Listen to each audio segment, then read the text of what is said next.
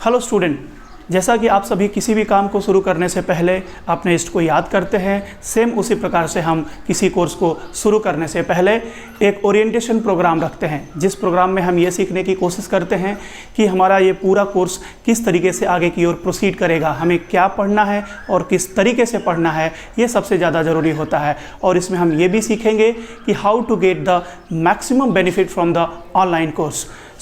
आज का सेशन शुरू करते हैं। My name is Praveen Pandey and you are watching Fearless Physics at Pinnacle Techno School. तो चलिए देखते हैं बच्चों, क्लास 11th में आपका ये जो सिलेबस है मैंने इसको नोट डाउन करके रखा हुआ है। आप इसे कहीं से लोड कर सकते हैं या फिर आप किसी भी बुक में देख सकते हैं, आपको सिलेबस दिया होगा।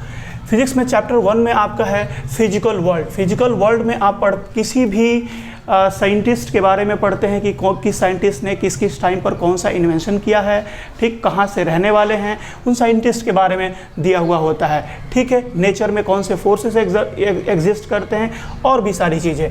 चैप्टर 2 आपका आता है यूनिट्स एंड मेजरमेंट के बारे में, यानी डिफरेंट फिजिकल क्वांटिटीज़ की क्या क्या यूनिट्स होती हैं और उनको किस तरीके से मेज़र किया जाता है। इसमें एक सबसे इम्पॉर्टेंट जो चीज़ पढ़ेंगे हम लोग, वो पढ़ेंगे एरर एनालिसिस के बारे में, यानी हम किसी भी एक्सपेरिमेंट में या मेजरमेंट्स में जो एरर करते हैं उस एरर से क्या क्या नुकसान हो सकते हैं, या छोटे छोटे एजम्पशंस करते हैं, उन एजम्पशन से हमें क्या प्रॉब्लम्स आ सकती है साइंस एंड टेक्नोलॉजी में, वो सब सीखते हैं यूनिट्स एंड मेजरमेंट में। नाउ आपका जो थर्ड चैप्टर है वो है 3rd to 6 मैंने लिखा है 3 to 6 मोशन, एनएलएम और वर्क एनर्जी पावर। यानी ये जो है टॉपिक आपका मोशन का, मोशन में हम लोग motion in 1 dimension, motion in 2 dimension, motion in 3 dimension, तीनों को सीखेंगे। इसी में आपका सर्कुलर मोशन भी पार्ट आता है, प्रोजेक्टाइल मोशन आता है, रिलेटिव मोशन आता है। अगला चैप्टर होगा आपका NLM, Newton's laws of motion, जिसमें हमने न्यूटन्स के सारे लॉज पढ़े हुए हैं, first law, second law and third law, in class 9th में पढ़ा हुआ है आपने, बट यहाँ पर इन डिटेल पढ़ेंगे और मेनली एनएलएम का, न्यूटन्स लॉज ऑफ मोशन के एप्लीकेशंस को देखेंगे यहाँ पर हम लोग क्लास 11th में। आपका अगला चैप्टर होगा वर्क एनर्जी पावर, ठीक है, जिसमें वर्क के बारे में, एनर्जी के बारे में और पावर के बारे में इन डिटेल कॉन्सेप्ट कवर करेंगे। क्लास 9th में भी इसे हमने पढ़ा था, लेकिन वहाँ पर आपके कंटेंट बहुत ही कम है और यहाँ पर बहुत ज़्यादा हम लोग फोकस करेंगे वर्क एनर्जी थ्योरम के ऊपर और ढेर सारे प्रॉब्लम सॉल्व करेंगे इस चैप्टर में। नाउ नेक्स्ट चैप्टर है आपका centre of mass and rotation. Centre of mass वाले चैप्टर को सिस्टम ऑफ पार्टिकल्स भी बोलते हैं। उसमें हम centre of mass, centre of gravity के बारे में स्टडी करेंगे। और ये जो चैप्टर है आपका अगला, उसी का पार्ट है रोटेशन। रोटेशन में बेसिकली हम लोग किसी भी चीज़ के स्पिन के बारे में पढ़ेंगे, ठीक, किसी रोटेटिंग रॉड्स के बारे में पढ़ेंगे, क्लियर है। फुटबॉल का जो मोशन होता है ग्राउंड पर, लाइक वो ट्रांसलेशन भी करता है और रोटेट भी करता है, ठीक, दैट इज, इस मोशन को हम लोग बोलते हैं रोलिंग मोशन। तो रोलिंग मोशन के बारे में इन डेप्थ स्टडी करेंगे हम इस चैप्टर में, centre of mass and rotation वाले चैप्टर में, ठीक। उसके बाद आपका चैप्टर है चैप्टर नंबर 8, जिसमें हम ग्रेविटेशन के बारे में पढ़ेंगे। ग्रेविटेशन में बेसिकली आप जितने भी प्लैनेट्स के मोशन के बारे में पढ़ते हैं, ठीक है, उनके टाइम पीरियड के बारे में, टाइम पीरियड ऑफ रिवोल्यूशन के बारे में पढ़ते हैं, ठीक, उनकी स्पेशली स्टडी करते हैं, उनके मोशंस के बारे में, उनके इंटरैक्शंस के बारे में, क्लियर है। नेक्स्ट चैप्टर जो है आपका 9th and 10th। 9th and 10th में आपको दिया गया है mechanical properties of solids and fluids. पहला है mechanical properties of solids, 9th number chapter, और अगला है mechanical properties of fluids. Mechanical properties of solids में आप बेसिकली इलास्टिक नेचर को देखेंगे, इलास्टिसिटी के बारे में पढ़ेंगे। जैसा कि आप देखे होंगे, जब किसी रबर को बाहर की तरफ खींचते हैं, पुल करते हैं और उसको रिलीज कर देते हैं, तो फिर से वो रिटर्न बैक अपने ओरिजिनल कॉन्फ़िगरेशन में आ जाता है या आने की कोशिश करता है। इस प्रॉपर्टी के बारे में हम लोग पढ़ेंगे मैकेनिकल प्रॉपर्टीज ऑफ सॉलिड्स में, ठीक। उसके बाद हम लोग नेक्स्ट चैप्टर होगा हमारा फ्लूइड्स के बारे में। फ्लूइड स्टैटिक एंड फ्लूइड को डायनेमिक्स। फ्लूइड को 2 पार्ट में डिवाइड किया गया है, fluid statics and fluid dynamics. यानी एक ऐसा जहां पर कंटेनर के रिस्पेक्ट में लिक्विड रेस्ट में हो, और एक ऐसा जहां पर लिक्विड मूव कर रहा हो, फ्लो कर रहा हो, that is the fluid dynamics बोलते हैं उस पार्ट को हम लोग, ठीक है। नेक्स्ट जो चैप्टर होगा आपका 11th एंड 13, 11 to 13, वो होगा हीट एंड थर्मोडायनेमिक्स का। यानी इस यूनिट में हम लोग कंप्लीटली हीट के बारे में डिस्कशन करेंगे। आपने क्लास 9th में या 10th में एक चैप्टर पढ़ा होगा थर्मल एक्सपेंशन के बारे में। हालांकि सीबीएसई के बच्चों ने कम पढ़ा, मैं भी नहीं पढ़े हों, लेकिन आईसीएसई के सिलेबस में ये चैप्टर है, इसलिए आईसीएसई के सारे बच्चे पढ़े होंगे थर्मल एक्सपेंशन के बारे में। तो थर्मल एक्सपेंशन के बारे में पढ़ेंगे, इसमें हम लोग काइनेटिक थ्योरी ऑफ गैस के बारे में पढ़ेंगे, गैस का मोशन कैसा होता है, उसका टेम्परेचर किन फैक्टर्स पे डिपेंड करता है, ठीक है, वो गैस प्रेशर कैसे क्रिएट करता है इसके बारे में पढ़ेंगे। उसके बाद थर्मोडायनेमिक प्रोसेसेस के बारे में हम लोग पढ़ेंगे कि किसी भी गैस का टेम्परेचर बढ़ाते हैं तो प्रेशर उस पर क्या इफेक्ट पड़ता है, या अगर हम वॉल्यूम को बढ़ाते हैं और प्रेशर को कांस्टेंट करते हैं तो टेम्परेचर पर क्या फ़र्क पड़ता है। इस तरीके से कई सारे रिलेशंस का डिस्कशन करेंगे हम हीट एंड थर्मोडायनेमिक्स यूनिट में। नेक्स्ट है आपका 14th एंड 15th। 14th में बेसिकली ऑसिलेशंस के बारे में पढ़ेंगे। ये चैप्टर आपका mainly known by the name SHM, simple harmonic motion, यानी इसमें ऑसिलेशंस के बारे में पढ़ेंगे। ऑसिलेशंस आप जानते होंगे, दिस इज द पेंडुलम, है ना, आप पेंडुलम के बारे में जानते हैं, इस तरीके से ये ऑसिलेट कर रहा है, तो इस ऑसिलेशंस के बारे में पढ़ेंगे। लाइक अगर इसका ऑसिलेशन हो रहा है, ठीक, तो वन ऑसिलेशन कंप्लीट करने में ये कितना टाइम लेता है, किन किन फैक्टर्स पे डिपेंड करता है, ये सारा स्टडी हम लोग ऑसिलेशंस में करेंगे। एंड आफ्टर दैट उसमें हम लोग लास्ट चैप्टर पढ़ेंगे मैकेनिकल वेव। मैकेनिकल वेव के बारे में स्टडी करेंगे। लाइक आप कभी स्टोन थ्रो करते हैं रिवर में या फिर किसी भी पॉन्ड में, तो क्या होता है उसमें ऐसे सर्कल टाइप से वेव्स क्रिएट होती हैं, उनकी स्टडी करेंगे। फिर अगर आप किसी स्ट्रिंग को किसी जगह से टाई करके बीच में किंक करते हैं तो इस तरीके से ऑसिलेट करता है, उसमें एक वेव ट्रेवल करती हुई नज़र आती है आपको। तो इस मैकेनिकल वेव के बारे में कंप्लीट स्टडी करेंगे हम लोग, इन डेप्थ स्टडी करेंगे मैकेनिकल वेव नाम के इस चैप्टर में। ना बच्चों, आगे बढ़ते हैं हम लोग। इन सारे चैप्टर्स को हमें किस तरीके से पढ़ना है, किस तरीके से इसमें काम करना है, ये सबसे ज़्यादा ज़रूरी है देखना, ठीक है। तो देखिए इसमें हमने नोट डाउन किया हुआ है। किसी भी चैप्टर को आप पढ़ते हैं, लाइक सपोज मैं एग्जांपल के तौर पे ले लेता हूँ वर्क एनर्जी पावर को, तो जब भी किसी चैप्टर की शुरुआत होती है, कोई टॉपिक की शुरुआत होती है, तो उसमें सबसे पहला बात होता है डेफिनेशन, ठीक है। यानी अगर सपोज हमने वर्क के बारे में पढ़ना शुरू किया तो वर्क क्या होता है एग्जैक्टली इसका डेफिनेशन पढ़ेंगे। डेफिनेशन में आपको सबको मैं एक बात बोलूँ ध्यान से कि आप डेफिनेशन को बहुत ही ध्यानपूर्वक पढ़ें, क्योंकि डेफिनेशन में बहुत सारी बातें छुपी होती हैं। लाइक मैं एक छोटा सा एग्जांपल दूं आपको कि अगर आप मैथमेटिक्स में एक क्वाड्रेटिक इक्वेशन के बारे में पढ़ रहे हैं, ठीक है, तो पढ़ा भी है आपने, क्लास 9th या 10th में पढ़ा होगा इसको। मैथमेटिक्स में आपने पढ़ा है quadratic equation ax² plus bx plus c equal to 0। ये एक क्वाड्रेटिक इक्वेशन है, लेकिन ये क्वाड्रेटिक इक्वेशन तभी होगा जब a नॉट इक्वल टू 0 हो। अगर a की वैल्यू 0 हो गई तो ये क्वाड्रेटिक इक्वेशन नहीं कहलाएगा। तो इसको याद रखने के साथ साथ इसकी शर्त भी याद रखनी है, a not equal to 0। Basically वो डेफिनेशन का एक पार्ट है। तो डेफिनेशन में हर एक चीज़ को बहुत ही अच्छे से आपको ध्यान में रखना है, ठीक है। अगर आप डेफिनेशन में कहीं भी मिस करते हैं तो आप उसको अप्लाई नहीं कर पाएंगे, उसके प्रॉब्लम्स को सॉल्व नहीं कर पाएंगे। लाइक आपको एक सिंपल सा और एग्जांपल देता हूँ। आपने क्लास 9th में पढ़ा होगा Newton second law, F equal to ma। ध्यान दीजिए F इक्वल टू ma ये जो फॉर्मूला है ये तब के लिए बनाया गया है कि जब बॉडी की स्पीड, यानी अगर बॉडी कोई मूव कर रही हो तो उसकी स्पीड कंसिडरेबल हो, बहुत ज़्यादा स्पीड ना हो, यानी स्पीड ऑफ लाइट के अप्रॉक्सीमेट इक्वल ना हो। In that case F equal to ma apply नहीं कर सकते हैं। यानी F equal to ma formula तभी अप्लाई कर सकते हैं जब बॉडी की स्पीड लाइट के स्पीड से बहुत कम हो। इन दैट केस ये फॉर्मूला अप्लाई कर सकते हैं, अदरवाइज नहीं कर सकते हैं। ये क्लासिकल मैकेनिक्स बोला जाता है। और इसके बाद जो होगा वो आपका रिलेटिविस्टिक मैकेनिक्स में, अगर ऑब्जेक्ट की स्पीड बहुत ज़्यादा होती है तो वो रिलेटिविस्टिक मैकेनिक्स में आता है। क्लियर है नाउ? तो पहली बात हम लोग कर रहे थे डेफिनेशन के बारे में, तो डेफिनेशन को आपको बहुत ही केयरफुली याद रखना है, ठीक। नेक्स्ट पॉइंट है आपका फॉर्मूला और लॉ। डेफिनेशन पढ़ने के बाद आप कोई भी फॉर्मूला पढ़ते हैं, लाइक आपको जो भी फॉर्मूला पढ़ते हैं आपको उस फॉर्मूले को बहुत ही अच्छे तरीके से जनरल फॉर्म में पढ़ना है, ना कि किसी पर्टिकुलर केस में। मैक्सिमम बुक्स में या फिर स्टूडेंट्स क्या करते हैं, एक पर्टिकुलर केस का फॉर्मूला याद कर लेते हैं और वही फॉर्मूला हर एक केस में अप्लाई करते हैं, जिससे कि आप डेफिनेटली क्वेश्चंस को बहुत अच्छे से हैंडल नहीं कर पाएंगे। ठीक है। अच्छा, ये ज़्यादातर स्टूडेंट्स का प्रॉब्लम होता है बेसिकली फिजिक्स में। वो क्या करते हैं, किसी एक कंडीशन का फॉर्मूला याद कर लिया और हर एक सिचुएशन में उस फॉर्मूले को अप्लाई करने की कोशिश कर रहे हैं, जबकि ऐसा नहीं चलेगा। देखिए, जैसे मैं आपको सिंपल सा एग्जांपल, बहुत ही बेसिक सा एग्जांपल से बता रहा हूँ। क्लास 9th या 9th में आपने पढ़ा होगा वर्क इक्वल टू पढ़ा था आपने, फोर्स इनटू डिस्प्लेसमेंट।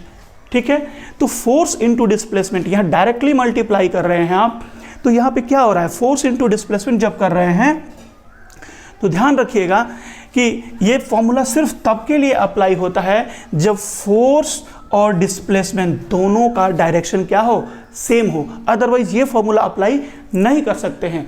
इसका जनरल जो फॉर्मूला होता है वो होता है force into displacement into cos theta. हालांकि बहुत सारे बच्चे जानते होंगे, बट मैं ये आपको एक छोटी सी बात बताने की कोशिश कर रहा हूं कि this is the general formula and it is a particular case formula.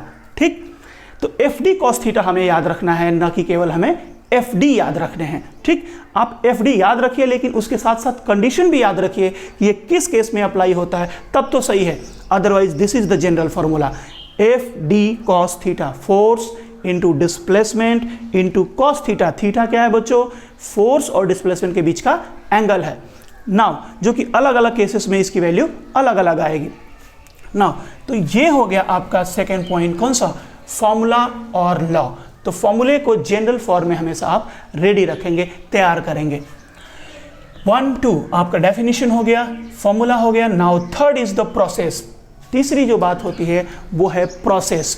Process क्या होता है, मैं आपको एक छोटा सा तरीका बताता हूँ, सिंपल सा तरीके से समझाने की कोशिश करता हूँ प्रोसेस को।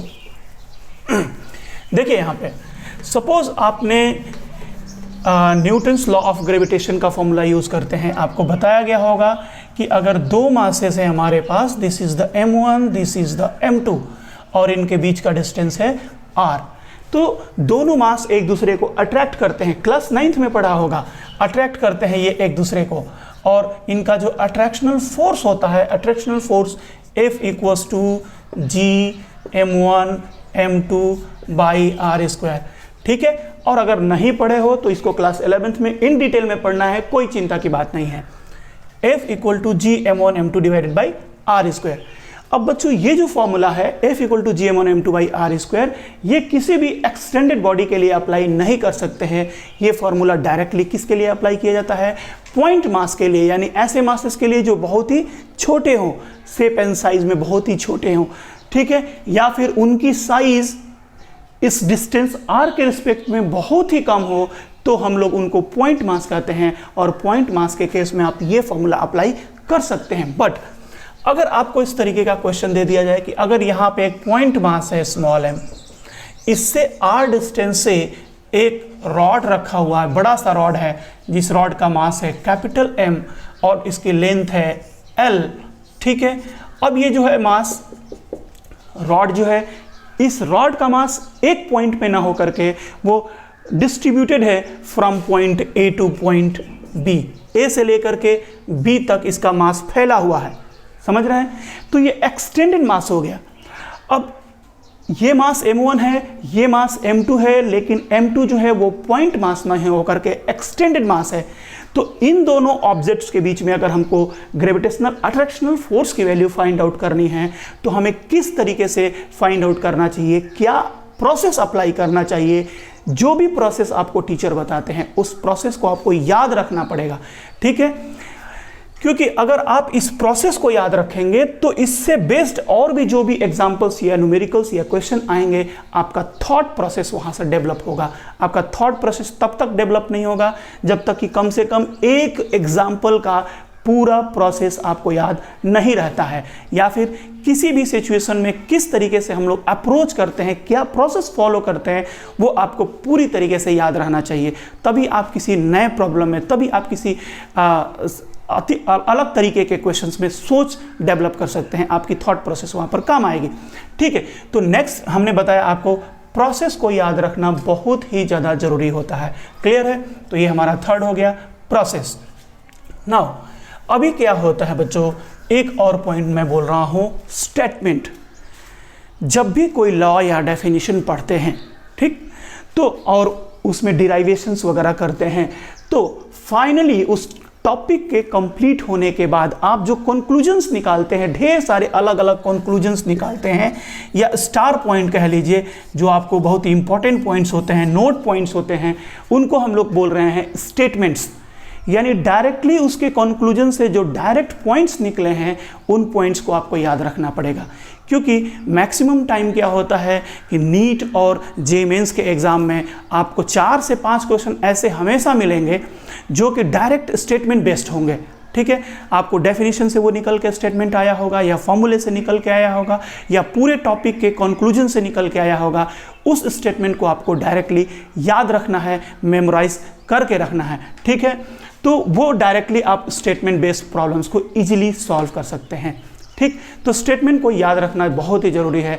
तो इस तरीके के जो भी आपको कंक्लूजन पॉइंट्स मिलते जाएं या स्पेशल पॉइंट्स मिलते जाएं, उनको स्टार मार्क करके आप अलग कलर से, डिफरेंट कलर से हाईलाइट करते चलिए धीरे धीरे, ठीक है। और ऐसे पॉइंट्स को याद रखें ताकि आपको 4-5 क्वेश्चन इस तरीके से हर एक कॉम्पिटिटिव एग्जाम में मिलने ही मिलने होते हैं, ठीक है। तो ये आपका हो गया next point, statement. After that बच्चों, इन 4 के बाद सबसे जरूरी जो पार्ट आता है, दैट इज द एग्जाम्पल, ठीक है। एग्जाम्पल बेसिकली, एग्जाम्पल या आप चाहें तो इसको कहते हैं इलस्ट्रेशन, ठीक है। एग्जाम्पल या इलस्ट्रेशन का बेसिकली रोल क्या होता है? जब इन 4 टॉपिक को आपने पढ़ लिया, कोई भी एग्जाम्पल न्यूमेरिकल सॉल्व करते हैं, तो इन चारों टॉपिक को, इन चारों चीज़ों को एक साथ अप्लाई करने सीखते हैं आप एग्जाम्पल के थ्रू, ठीक। यानी किसी भी न्यूमेरिकल एग्जाम्पल में आप ये सीखते हैं कि वो पूरा टॉपिक या पूरा चैप्टर जो हमने पढ़ा है, उसको इसमें किस तरीके से मैं यूज कर सकता हूँ और कहाँ कहाँ पर यूज कर सकता हूँ। तो ये एक बस तरीका होता है सीखने का।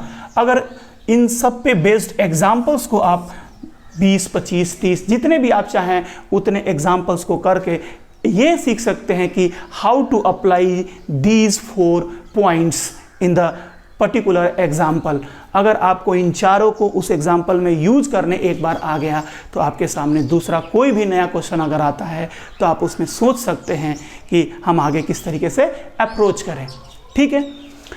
अब सबसे ज़्यादा जरूरी है बच्चों, तो एक बात ध्यान में रखिएगा, किसी भी चैप्टर के कंप्लीट होने पर आपको कोई भी बुक से या कोई भी असाइनमेंट से एक एग्जाम्पल्स का, ढेर सारे एग्जाम्पल का, अच्छे अच्छे एग्जाम्पल्स का सीट सॉल्व करना है। या तो एग्जाम्पल सॉल्व करिए या तो उसके एक्सरसाइज को सॉल्व करिए। सॉल्व करके आप सीखते हैं इनको अप्लाई करना। इनको अप्लाई करना जब सीख रहे होते हैं बच्चे, तो सबसे ज़्यादा ज़रूरी, देखिए एक और भी बात आती है, मैक्सिमम स्टूडेंट्स के साथ ये सभी प्रॉब्लम होती है। बच्चे हम लोग को क्वेश्चंस भेजते हैं कि सर ये सब कुछ तो मैंने तैयार किया, डेफिनेशन याद कर लिया, फॉर्मूला याद कर लिया, लेकिन फाइनली जब मैं क्वेश्चन करना शुरू करता हूँ तो लास्ट में कुछ ना कुछ कहीं ना कहीं अटक जाता है या मैं रुक जाता हूँ। देखिए बच्चों, एक चीज़ और भी आपको डेवलप करनी पड़ेगी। ये सारा कुछ चीज़ अगर आप तैयार कर लेते हैं, उसके बाद एक बात आती है मैथमेटिकल कैपेबिलिटी की। आपकी मैथमेटिकल कैपेबिलिटी बहुत ही अच्छी होनी चाहिए।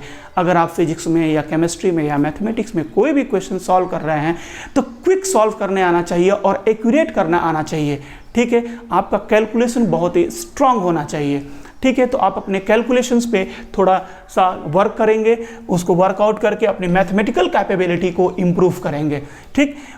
बेसिकली मैं आपको फिजिक्स में बता देता हूं कि फिजिक्स में मैथमेटिकल कैपेबिलिटी अच्छी होने के लिए आपको 3-4 पॉइंट्स पे काम करने पड़ेंगे। एक होता है डिफरेंशिएशन, नेक्स्ट है बच्चों इंटीग्रेशन, उसके बाद है आपका ट्रिग्नोमेट्री, लॉगरिथम्स, है ना बच्चों। ये सब पॉइंट्स आ जाएंगे। और एक जो सबसे ज़्यादा इंपॉर्टेंट है वो है वेक्टर। अभी आप क्लास 11th में एक चैप्टर पढ़ेंगे वेक्टर के बारे में, और ये जो वेक्टर चैप्टर होगा आपके पूरे कोर्स के दौरान बार बार आता रहेगा, हर एक चैप्टर में 10 बार आएगा। तो आपको वेक्टर टॉपिक को बहुत ही अच्छे से प्रिपेयर करके रखना है ताकि उसे आप अप्लाई कर सकते हैं इन सारे केसेस में। ठीक, तो ये था हमारा कि how to approach a problem. इन सारे पॉइंट्स को नोट डाउन करके रखिए, इसे ध्यान में रखिए कि किस तरीके से अप्लाई करना है, किस तरीके से हमको काम करना है। नाउ बच्चों, अब हम लोग जो मेन हमारा पॉइंट है, मेन टॉपिक है, वो है ये है कि how to get the maximum benefit from the online course. So आते हैं हम लोग इस पॉइंट पर बात करते हैं। हमारा पॉइंट है how to get maximum benefit from the online course. चलो बच्चों, how to get the maximum benefit from the online course. इसमें एक चीज़ मैं आपको बच्चों क्लियर करूं कि मैं आपको 7 पॉइंट्स बताने वाला हूं। इन 7 पॉइंट्स को आप ध्यान से सुनेंगे और ध्यान से समझेंगे, और अगर आप इसको फॉलो करते हैं तो definitely you will get the good result. ठीक है, तो चलिए हम लोग देखते हैं क्या क्या वो पॉइंट्स है। सबसे पहला पॉइंट बच्चों, जो सबसे पहला पॉइंट है, decide your prior online platform. क्या कहा बच्चों मैंने कि decide your prior online platform. किस ऑनलाइन प्लेटफॉर्म से आपको पढ़ाई करनी है, स्टडी करनी है, उसको आपको डिसाइड करना पड़ेगा, उसको आपको फिक्स करना पड़ेगा। मैक्सिमम स्टूडेंट्स की एक सबसे बड़ी प्रॉब्लम होती है कि जब भी वो किसी भी चैनल पर जाते हैं, या सपोज़ आज स्टडी का सबसे बड़ा प्लेटफॉर्म यूट्यूब बना हुआ है, तो अगर आप यूट्यूब पे जाते हैं तो ढेर सारे लोगों ने अलग अलग कंटेंट अपने डाले हुए हैं, फिजिक्स में, केमिस्ट्री में, मैथमेटिक्स में। नो डाउट सब ने अपना अपना पूरा वो दमखम लगा के काम किया है, बहुत अच्छा कंटेंट दिया है, सब लोगों ने अलग अलग तरीक़ों से दिया हुआ है। ठीक है, लेकिन स्टूडेंट्स की एक बड़ी प्रॉब्लम होती है कि वो डिफरेंट चैनल्स पर एक ही चैप्टर को जब पढ़ रहे होते हैं, या जब भी वो जाते हैं पढ़ने के लिए किसी एक चैनल पर, तो सोचते हैं थोड़ा सा इसे भी पढ़ लिया जाए, थोड़ा सा उसे भी पढ़ लिया जाए। इस तरीके से आपका रैंडम प्रिपरेशन होता है, और रैंडम प्रिपरेशन से आप कोई बहुत खास बेनिफिट नहीं ले पाते हैं। आप जिस किसी के भी चैनल से पढ़ना है, but first decide your prior channel. हाँ ठीक है, कभी कभी कोई एक चैप्टर को दूसरे चैनल पर जाकर के पढ़ने का मन करे, दूसरे टीचर से पढ़ने का मन करे, आप ये काम कर सकते हैं। किसी एक पर्टिकुलर टॉपिक में या किसी एक पर्टिकुलर चैप्टर के लिए दूसरे चैनल्स पे आप पढ़ सकते हैं।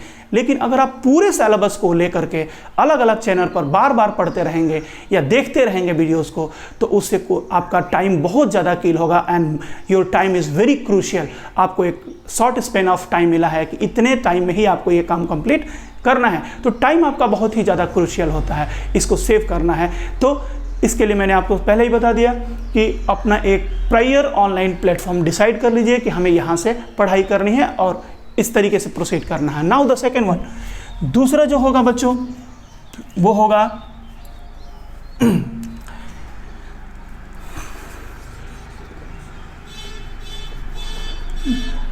फिक्स योर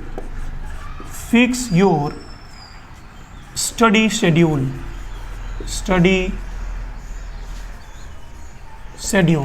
ठीक है बच्चों, देखिए मैंने क्या कहा कि फिक्स योर स्टडी शेड्यूल। आपको ये फिक्स करना पड़ेगा, आपको ये तय करना पड़ेगा कि किस टाइम पर मैं ऑनलाइन प्लेटफॉर्म से पढ़ाई करूँगा। क्या होता है बच्चों कि मैक्सिमम स्टूडेंट रैंडम टाइम पर कभी भी वीडियोस देखने लगते हैं, वीडियो लेक्चर देखने लगते हैं। लाइक सपोज़ वो घर में टीवी चल रही हुई है और आप कोई एक टॉपिक पढ़ रहे होते हैं किसी चैनल पे अपने मोबाइल से या डेस्कटॉप से, ऐसा नहीं चलेगा। उसको एक फिक्स करना पड़ेगा। आप सोते सोते किसी टाइम अगर तकिया पे लेटे हुए हैं, बेड पे लेटे हुए हैं और आप वॉच कर रहे हैं वीडियो लेक्चर को, उससे कोई ख़ास बेनिफिट नहीं होने वाला है। आप एक शेड्यूल फिक्स करिए कि हमको डेली इस टाइम से इस टाइम तक, आपका जो भी अपना शेड्यूल हो, अर्ली इन द मॉर्निंग या फिर शाम को पढ़िए या फिर रात को पढ़िए, जो भी आपका कंफर्टेबल टाइम होता है उसको डिसाइड करिए कि हमको इस टाइम पर वीडियो वॉच करना है। तभी आपको ज़्यादा बेनिफिट मिलेगा, क्योंकि आप उसमें एक डिसिप्लिन मैनर में काम कर पाएंगे। ठीक है, रैंडम मैनर का काम हमेशा अच्छा नहीं होता है, ये आप सभी जो जानते हैं। ठीक, तो you have to discipline about your time schedule. Clear है? Now the third one is the daily 3 to 4 hours video watching.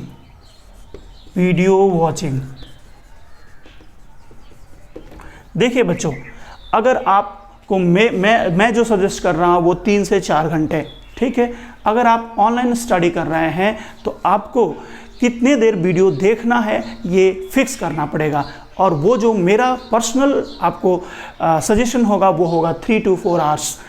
क्योंकि देखिए 3 से कम घंटे पर अगर आप काम करते हैं या वीडियो वॉचिंग करते हैं तो आप अपने सिलेबस को कंप्लीट नहीं कर पाते हैं, क्योंकि आपके पास कई सारे सब्जेक्ट हैं, फिजिक्स है, केमिस्ट्री है, मैथमेटिक्स, ये आपके मेन सब्जेक्ट हैं। बाकी आपके साइड सब्जेक्ट्स भी हैं, इंग्लिश है और अदर सब्जेक्ट ऑप्शनल जो आप लेते होंगे, ठीक है।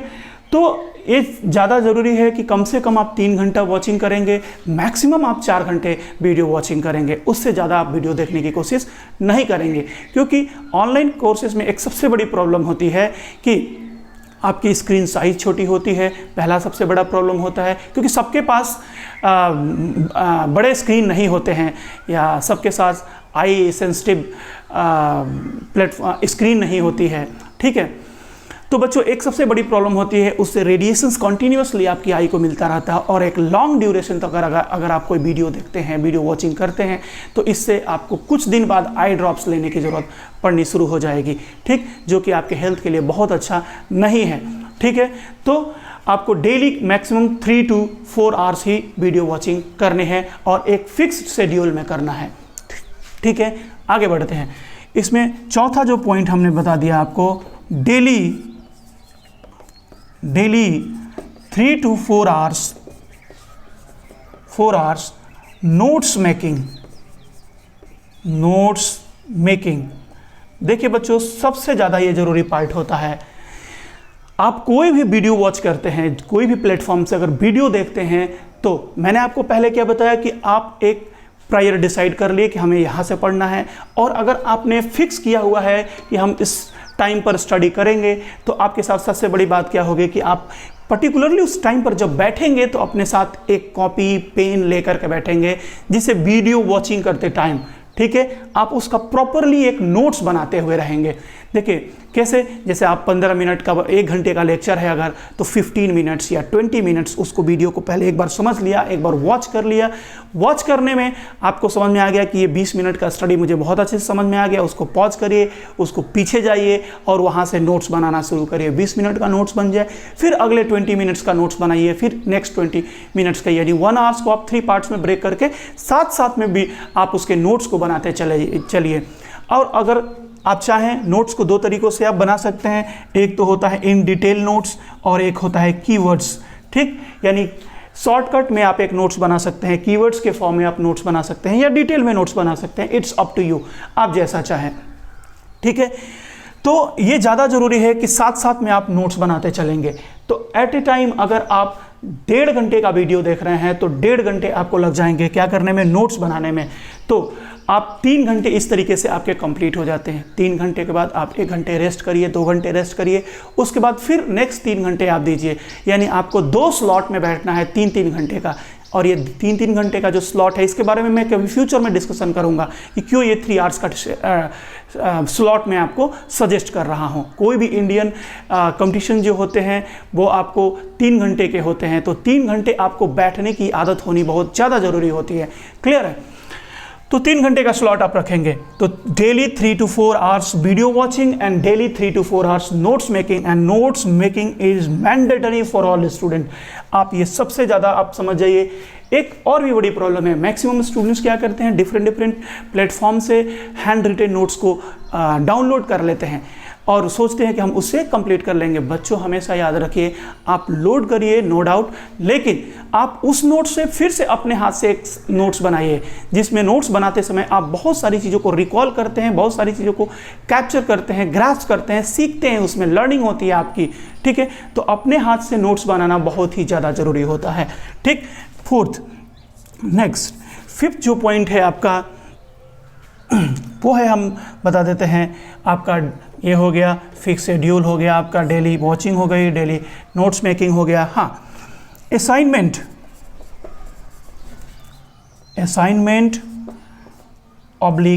DPP। जब भी कोई चैप्टर आप पढ़ते हैं या जब उस चैप्टर को कंप्लीट कर लेते हैं, तो चैप्टर को कंप्लीट करने के बाद आपको असाइनमेंट्स सॉल्व करने हैं। असाइनमेंट क्या है? बेसिकली उस चैप्टर से रिलेटेड जितने भी एक्सरसाइजेस हैं, जितने भी अलग अलग टाइप के क्वेश्चंस हैं, लाइक सब्जेक्टिव क्वेश्चंस आपको मिलेंगे, ऑब्जेक्टिव क्वेश्चंस मिलेंगे, कॉम्प्रहेंशन टाइप क्वेश्चंस, ठीक है, match the column type problems, उन सारे प्रॉब्लम्स को आप असाइनमेंट से सॉल्व करिए, ईमानदारी से सॉल्व करिए। इसको सॉल्व करना इसलिए ज़रूरी है कि आपने जितना भी कुछ उस चैप्टर में पढ़ा है वो आपने रियली में सीखा या नहीं सीखा, या कहाँ कहाँ पर लेकुना है, वो आप समझ जाएंगे इस असाइनमेंट को सॉल्व करने के दौरान। या आपको किस टॉपिक में ज़्यादा प्रॉब्लम होती है, आप इस चीज़ को पकड़ पाएंगे, ताकि उसको आप अपने टीचर से इम्प्रूव कर सकते हैं, या उस टॉपिक को फिर से पढ़ करके इम्प्रूव करने की कोशिश कर सकते हैं। DPP क्या है? इसको आप लोग बोलते हैं डेली प्रैक्टिस प्रॉब्लम। लाइक अगर आप डेली पढ़ाई कर रहे हैं, अगर आपने 1 घंटे का कोई सब्जेक्ट का, फिजिक्स का या केमिस्ट्री का 1 घंटे का अगर लेक्चर किया, तो उस 1 घंटे के लेक्चर में आपने जितना कुछ सीखा, सिर्फ उतने टॉपिक से रिलेटेड क्वेश्चंस अगर आपको किसी भी प्लेटफॉर्म से मिलते हैं, ठीक है, तो उस टॉपिक को जरूर सॉल्व करने की कोशिश करें। ताकि क्या होगा, इससे बड़ा फायदा क्या होता है कि जो टॉपिक आज मैंने पढ़ा है, उस टॉपिक का रिलेटेड क्वेश्चन आज ही हमने अप्लाई कर लिया, तो उस टॉपिक को एप्लीकेशन करने, उस टॉपिक को अप्लाई करने हमें सीखने को लगातार मिलता रहता है, ठीक है, जिससे आप लास्ट में जब असाइनमेंट सॉल्व करेंगे तो आपको इससे काफ़ी हेल्प मिलने वाला है, ठीक है। ये हो गया। Next is the 6th number. बच्चों, इसके फाइनल में क्या आता है? That is the test. बच्चों, अगर किसी भी ऑनलाइन प्लेटफॉर्म से पढ़ रहे हैं और अगर आपने किसी का पर्टिकुलर ऐसा आपको अवेलेबल नहीं है कि आप टेस्ट वहाँ से कंडक्ट कराया जा रहा हो, तो आप खुद से सेल्फ टेस्ट भी कर सकते हैं। या अगर अवेल कराया जा रहा है तो ये बहुत अच्छी बात है कि आप ऑनलाइन टेस्ट जरूर दें, ठीक। टेस्ट आपका सेल्फ इवेल्युएशन होता है, ये भी याद रखना है। टेस्ट देते समय आपको बहुत ही फेथफुल होना पड़ेगा अपने स्टडी को लेकर के। आप ऑनलाइन टेस्ट देते समय किसी भी अदर चीज़ों का हेल्प ना लें, ताकि इससे आप अपने आप को जान सकें कि आपको इस पेपर में कितने क्वेश्चंस आ रहे हैं और कितने नहीं आ रहे हैं, ठीक है। क्योंकि इसमें ये हमारी परीक्षा है, हमारा अग्नि परीक्षा नहीं है। हमें किसी को दिखाना नहीं है कि भाई हमने तो सारे क्वेश्चन कर लिए। इससे कोई मतलब नहीं है। हमने कितना सीखा ये खुद को जानना बहुत ज़्यादा ज़रूरी होता है, ठीक है। तो अग्नि परीक्षा की तरह ना लेकर के इसको परीक्षा की तरह लेना है, ठीक है। तो ये टेस्ट आपका सेल्फ इवैल्यूएशन होता है। बच्चों, सबसे ज़्यादा ज़रूरी जो पॉइंट है वो है लास्ट वाला पॉइंट मैं बोल रहा हूँ, ये सबको फॉलो करना चाहिए। हालांकि आजकल मैक्सिमम स्टूडेंट इसको फॉलो नहीं करते हैं, ठीक है। जैसे कि हम लोग अपना बचपन से देखते हुए आ रहे हैं, हम लोग अब इस चीज़ को फॉलो करते थे, लेकिन आज के स्टूडेंट्स में मैक्सिमम स्टूडेंट फॉलो नहीं करते। बट अगर जो भी स्टूडेंट फॉलो करते हैं, आप उनसे पूछिए कि ये एक बहुत ही अच्छी हैबिट है। आपको हमेशा use chair and table, use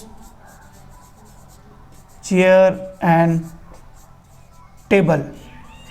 अपने स्टडी के लिए आप चेयर और टेबल यूज़ करिए। कभी भी बेड पर बैठ करके या लेट करके या सो करके आप वीडियो वॉचिंग या नोट्स मेकिंग मत करिए। सबसे अच्छा तरीका होता है आपको मैंने सबसे पहले बताया था कि प्लेटफॉर्म डिसाइड कर लीजिए। फिर प्लेटफॉर्म अगर आपने डिसाइड कर लिया और आपने शेड्यूल भी फिक्स कर लिया हुआ है, लाइक आपने फिक्स कर लिया कि रात को हमको 7 बजे से 10 बजे तक की पढ़ाई करनी है, तो आप 7 से 10 तक आपको पढ़ाई करनी है, ये आपका फिक्स है। इस प्लेटफॉर्म से पढ़ना है, फिक्स है। तो जब आपका शेड्यूल फिक्स है तो आप एक चेयर और टेबल लेकर के बैठ जाइए वहाँ पर पढ़ाई करने के लिए, उस पर्टिकुलर टाइम पर चेयर और टेबल पर, ठीक है। ताकि आपको आसानी से उसमें आपको नींद नहीं आती है, सबसे बड़ी बात, और बहुत ही एक्टिव मोड में होते हैं आप उस दौरान जब आप चेयर और टेबल को यूज़ करते हैं पढ़ाई समय, ठीक है। तो ये सबसे ज़्यादा ज़रूरी और अच्छी हैबिट है। क्लियर है बच्चों? अच्छा, अगर आप सुबह में अर्ली मॉर्निंग में शेड्यूल बनाते हैं तो ये ज़्यादा अच्छा होगा, लेकिन ये मैं आपके ऊपर छोड़ता हूँ। जो आपको सबसे अच्छा लगे उसके अकॉर्डिंग आपको काम करना है, ठीक है। एक और ज़रूरी बात बता दूँ बच्चों में कि आपको अपनी स्लीपिंग हैबिट को बहुत ही अच्छे से रखना पड़ेगा। स्लीपिंग हैबिट बहुत ही अच्छी होनी चाहिए। आपको मिनिमम 6 to 7 आवर्स आपको स्लीपिंग शेड्यूल रखना चाहिए। 6 से 7 घंटे, मैं इससे ज़्यादा भी नहीं बोलूँगा, हाँ इससे बहुत कम भी नहीं बोलूँगा। और रात को लेट नाइट पढ़ने को आप अवॉइड करिए। लेट नाइट स्टडी से आपकी सबसे बड़ी जो प्रॉब्लम होती है कि आप सुबह जब स्कूल जाते हैं तो स्कूल में आपको एफिशिएंसी, या आप किसी कोचिंग में जाते हैं तो कोचिंग में आपको अच्छी एफिशिएंसी नहीं रहती है, ठीक है। तो लेट नाइट स्टडी नहीं करना है। आप प्रयास रखिए कि रात को मैक्सिमम 12 बजे तक आप अपनी स्टडी कंप्लीट कर लें और उसके बाद सो जाएं, ठीक है। रात को अच्छी नींद लेंगे आप तो अगला दिन आपका बहुत ही अच्छा होगा, ठीक है बच्चों। आज मैंने ये जितना भी डिटेल में सब कुछ बातें बता दिया, और जब भी जैसा जैसा ज़रूरत पड़ता रहेगा मैं बीच बीच में सेशंस लेके आता रहूँगा और आपको बताता रहूँगा। कोई भी प्रॉब्लम होती है, कोई भी चीज़ अगर आपको पूछना है, जानना है, तो आप कमेंट बॉक्स में कमेंट करिए और पूछिए। उसके ऊपर मैं फिर से वीडियो बना दूँगा और उसको आपको समझाने की पूरी कोशिश करूँगा। तो बच्चों, आज का सेशन हम यहीं पर कंप्लीट करते हैं और आप लोग अपना अगला नेक्स्ट चैप्टर का वीडियो मैं कल से डालना शुरू करूंगा। आप उसको प्रिपेयर करना शुरू करिए, एक एक नोट्स को बनाइए, हमें बताते रहिए कि आप कितना अच्छा बना रहे हैं, या मैं कभी कभी आपको एक और भी चीज़ प्रोवाइड करूंगा जहां पर आप अपने नोट्स बनाने के बाद मुझे भेज सकें, मैं देख सकूं कि आप नोट्स किस तरीके से बना रहे हैं, कौन स्टूडेंट कितना बढ़िया काम कर रहा है। मैं आपको प्रॉमिस करता हूँ कि मैं आपको बोर्ड से लेकर के IIT एडवांस तक का हर एक कंटेंट प्रोवाइड कराऊंगा, जिससे आपको कहीं भी कोई प्रॉब्लम नहीं आने वाली है। आई प्रॉमिस टू यू, ठीक है। मैक्सिमम मतलब कहने का सेंस मेरा यह है कि मैं अपनी तरफ से पूरा फोकस करूंगा, आपको मैक्सिमम चीज़ देने की कोशिश करूंगा, ठीक है बच्चों। तो आज का सेशन हम यहीं पर कंप्लीट करते हैं। And now all the best for your future. So all the best.